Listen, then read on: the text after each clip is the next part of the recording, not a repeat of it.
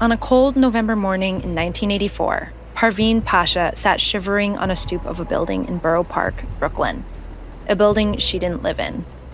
Parveen and her 3 children had just arrived from Pakistan, with little money and even fewer prospects. They were sleeping on the living room floor of a friend's place, but that morning, he had told them to leave. This is Shaheen, Parveen's youngest daughter.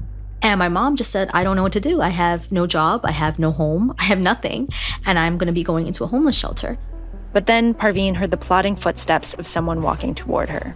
She was this tall white woman. She was kind of heavy set. I remember her in slippers and a house coat, but I can't remember anything else. The woman motioned to Parveen and said, "Come with me."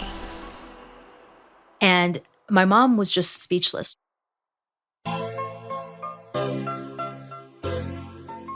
This is Homemade, an original podcast by Rocket Mortgage about the meaning of homes and what we can learn about ourselves in them. I'm Stephanie Fu. In this episode, The Landlady.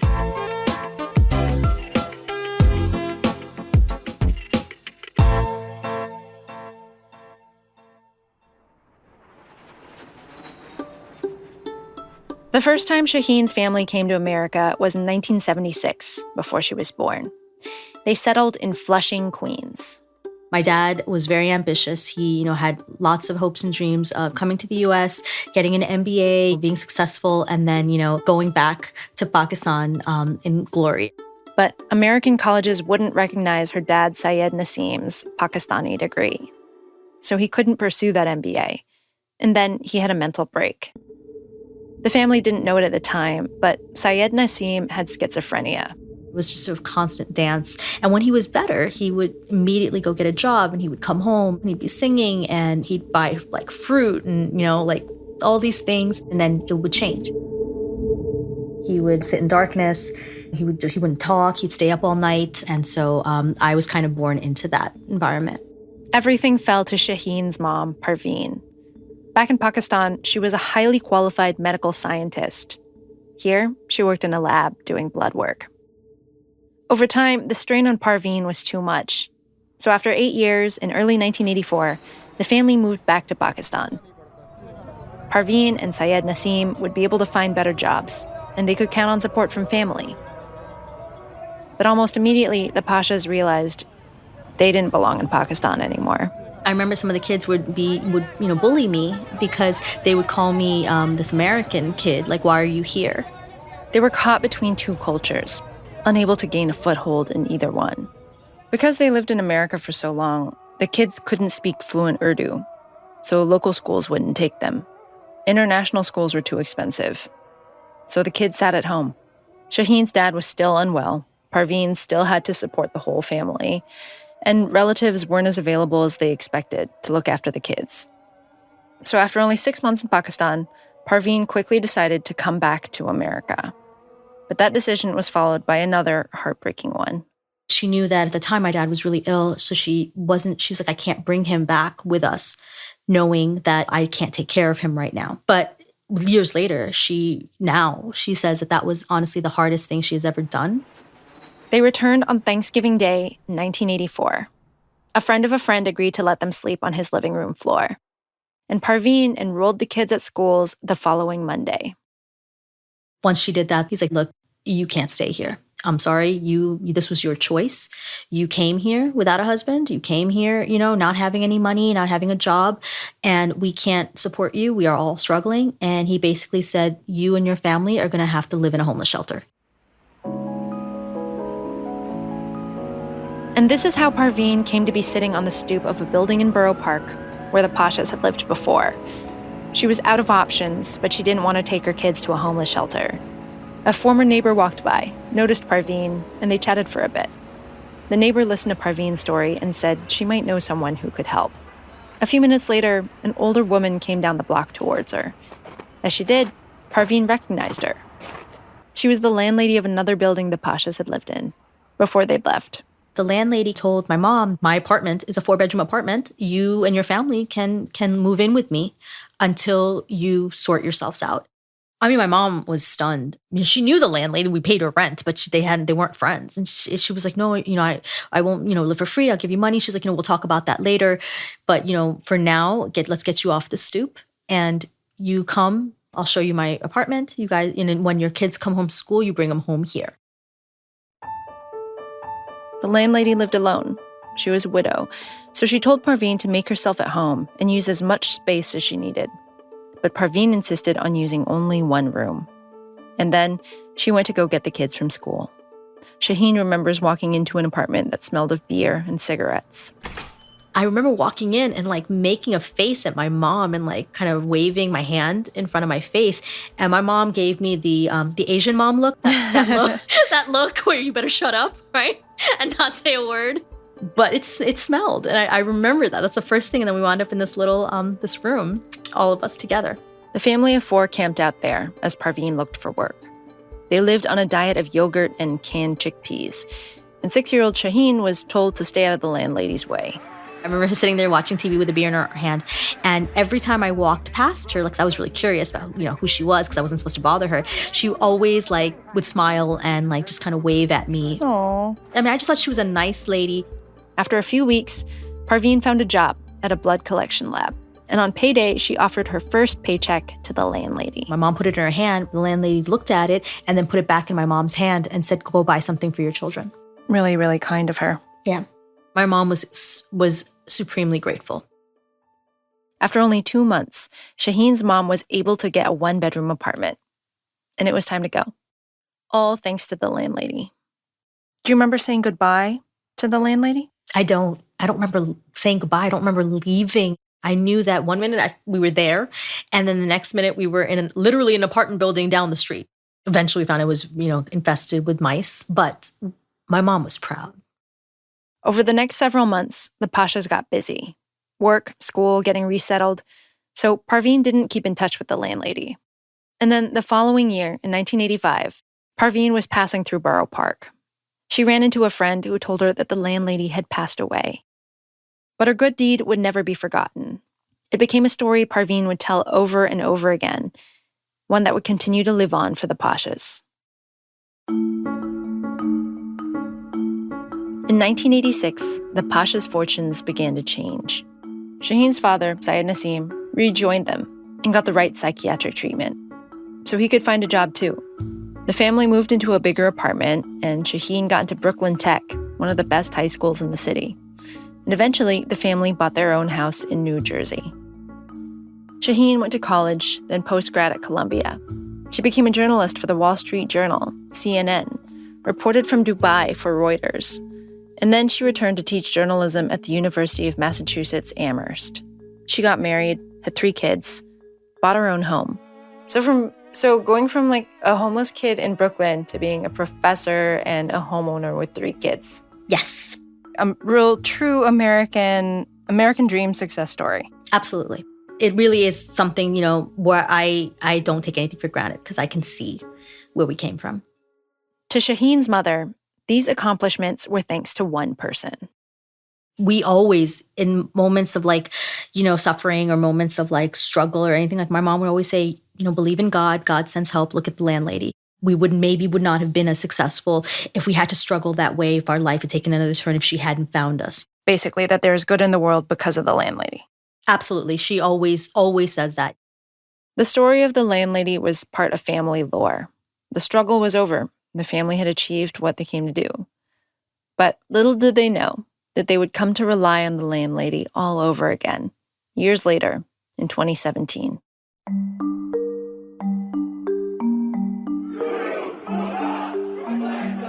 So set the stage for me. What's going on in America in 2017? It was not a fun time. It was definitely not a fun time to be a Muslim. It wasn't a fun time to be an immigrant or a brown person. It was even less fun for Shaheen's children, who are also Muslim. They're watching people with tiki torches. They're watching people talking about Muslim bans. And for them, it really hit hard because, they call themselves, Pakistani American because of the culture, but they've never been to Pakistan. Their home is America. This is where they belong. This is where they're from. And they were watching people on TV at these rallies and statements being made about how they weren't real Americans or they need to go back home. Islam is our enemy. To try and make sense of this, Shaheen wrote an article about one of her sons and his fears for USA Today, an attempt to foster a discussion around what America was becoming. But it had the opposite effect. Conspiracy theorists came after Shaheen and her family on social media. They didn't believe Shaheen's son was a real person, so they tried to track him down. There's very few Pakistani families in Amherst. So it wasn't going to take a long time if anybody really wanted to find us. So that was a really kind of scary time. Shaheen had to warn her son's school. And then someone found an image of him taken when he was 6 and stamped the word Islamist over it. Shaheen had to get off Facebook to protect her family. The incident was traumatic for all of them. She was living in a constant state of fear and mistrust. And it didn't matter that she lived in Amherst, Massachusetts, a very liberal, progressive community. It was so inclusive that it made you feel excluded. So you would, walk in, you're the only person of color, and somebody would be like, "We're so happy to have you because you are diverse," right? It's like, I don't feel good now, right? Yeah. You're our token brown person. Exactly. You make me feel better about myself. Exactly. Or people would namaste me in Whole Foods, and I don't want to be namasteed. Did you feel like you didn't belong here? I've never felt like I didn't belong here, but I felt like I was finding less and less motivation to say that people are good. And with my children increasingly asking me, why are people doing this? Why are people behaving this way? I didn't know how to answer that. She told these things to her mother. So Parveen said, think of the landlady, the woman who taught them about the good that exists in the world. But for the first time, Shaheen questioned the family's good luck charm. Why did she do it? Did she have a purpose? I was really feeling that sense of just rattled. That's the best way to put it. I would always say I don't know who to trust. And for the first time in my life, in the midst of all of this chaos that's happening in this country and, the heartache I feel looking at my kids, I started to doubt what her motivations were. On the other hand, Shaheen thought, if the landlady was as pure as her mother thought, shouldn't she be celebrated? Especially during this divisive time, shouldn't people be reminded of the good in the world? So Shaheen decided to find out. Who was the landlady? And why did she save the Pashas? But first of all, what was her name? We just called her the landlady. That bothered me because somebody that had such an impact on our life really did change the trajectory, whatever her motivations were. She should have a name. Shaheen is a journalist. Journalists can find people. The one thing she had was the landlady's address. So she started with the city's realty records.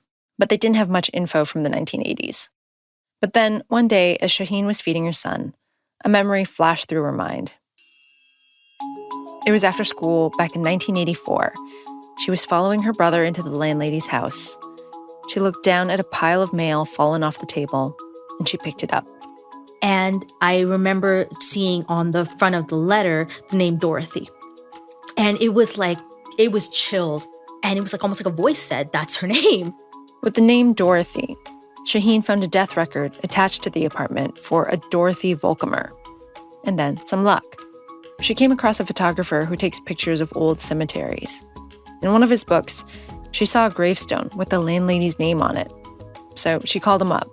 He's like, I remember taking that picture. It's in this little place in Portage or something, Pennsylvania. Portage, Pennsylvania. Not Brooklyn, New York. That was weird and unexpected. But it was good enough for more ancestry research. And this was it. Dorothy Volkamer, the daughter of poor German immigrants who was originally from rural Pennsylvania, a few hours from Pittsburgh. With that, Shaheen contacted various relatives until finally she was put in touch with a niece. Wow. So you're talking to her niece on, I guess, email. Email. Mm-hmm. What is she like? She's lovely. I mean, Veronica was absolutely lovely. She's like, I'll try to give you what I know. In the midst of that, I'm still doing record searches and things. And I was able to tell her things that she didn't know. Things like When Dorothy was a young woman, before she moved to New York, she had a premature baby in Portage, a son who didn't survive. That stunned Shaheen and made her feel even more connected with her. Her son had also been born premature and had nearly died. Veronica invited her to visit Portage, said maybe she could get a sense of who Dorothy was by coming to town. And Shaheen decided to take her up on it.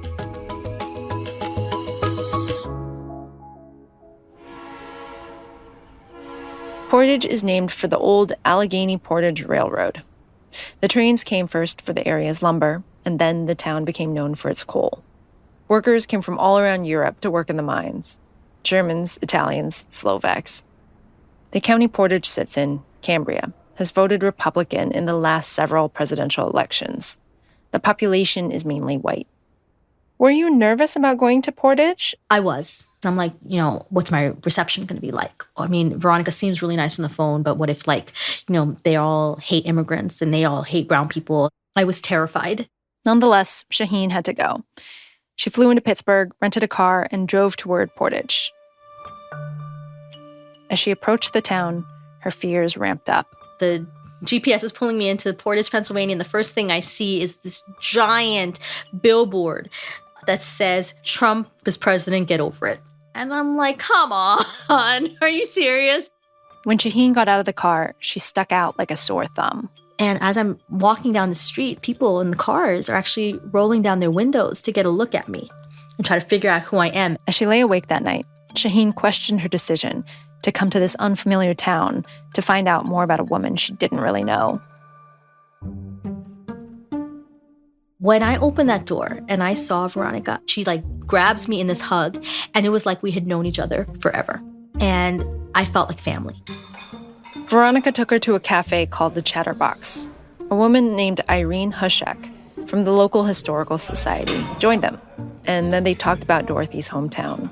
What else would you like to know about Portage? We were a society of... Shaheen wasn't expecting what they told her. And one of the other things I found was that, particularly for Dorothy, that the community, the way her family and her community lived was that they helped people that were struggling. So, it was not uncommon for a distant relative or a friend of a friend to be struggling, lost work or whatever, and they would take them in and help them, and they would, that was sort of the culture of this town. The loggers and coal miners who came to Portage were hardworking but poor.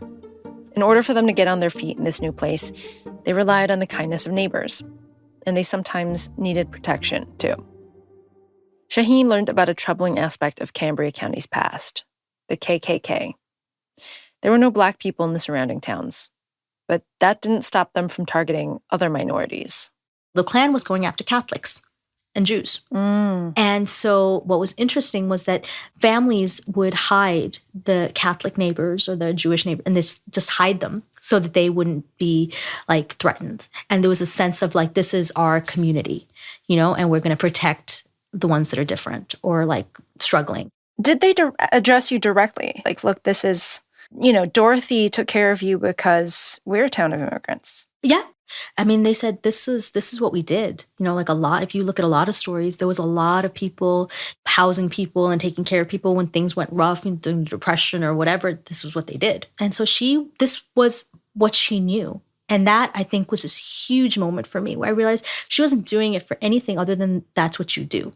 And she didn't think about it. So she wasn't an outlier. She was actually a product of this very classic American town. Yeah, exactly. After coffees at the Chatterbox, Veronica and Irene gave Shaheen a tour of the town, the places Dorothy might have gone when she lived here. And then they went to visit Dorothy herself at the cemetery. And so as I'm standing over there and I'm looking at her, I'm like, she's this white woman, German immigrant family. I'm this brown woman, Pakistani immigrant family. And I just felt like this complete connection there. And so I asked Veronica, I said, would you mind if I did a prayer, a Islamic prayer over her? In the name of God, the infinitely compassionate and merciful, praise be to God. And, Veronica was lovely. She's like, no, absolutely not. I think that's beautiful. So Shaheen recited the Fatiha, a Muslim prayer commonly said over graves, a blessing of those in the afterlife. And for Shaheen, a way to thank Dorothy. Not the path of those who have brought down wrath, nor of those who wander astray. Amen. That's beautiful. Thank you. So you went on this journey because you wanted to have faith in humankind again, basically. Yeah. Right? Did you get what you were searching for? I absolutely did. It was life-changing for me. It kind of just goes back to what my mom always said, there are good people in this world. Has it actually changed, I don't know, not your worldview, but the way that you interact with people now? I think I was always pretty open as a person, and this was an unusual period in my life where I just kind of was very distrustful. But I think I'm less afraid to talk to people that are different from me, or the people that I might think have other views, or might have some beliefs or ways of thinking that are different from mine. Did it give you a different way to comfort your children when they were upset? Yeah. I can tell my kids now that, no, mom went on a journey to find out if there are good people in this world. And guess what? I found her, and she's just one of millions of good people in this world. I guess you could also say to them that, with more confidence, you do belong here because this is a part of the American story. This is a big part of the American story. Even in this very, conservative red town or the coal mining town, taking care of immigrants is part of what we do. Exactly. I mean, we're all part of this American story. And, we're all searching for home and searching for connection. And we find it in weird places. Shaheen wasn't sure what she would find in Portage, but the visit changed her ideas about what America had become. It calmed her fears. Shaheen now teaches at Penn State, only 40 minutes away from Portage. When the pandemic is over, she plans to visit. She says she owes Veronica dinner, but when she finally goes back, she hopes to take someone else with her. So as soon as I met them, my mom wanted me to tell her everything. And she was saying that, she's like, maybe I'll go down and visit, Portage with you one day. That cold November day when Dorothy walked up to Parveen sitting on the stoop, she did what she would have done if they'd been in Portage. It wasn't an isolated act of kindness offered by just one person. It was the act of an entire community. People opening up their homes to those in need or sheltering those in danger, even people who didn't look like them, but who were following the same path in search of the same dream.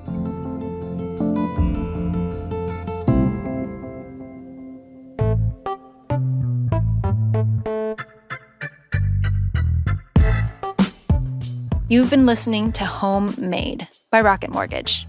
My name is Stephanie Fu. You can reach us at rocketmortgage.com/homemade. Thanks for listening.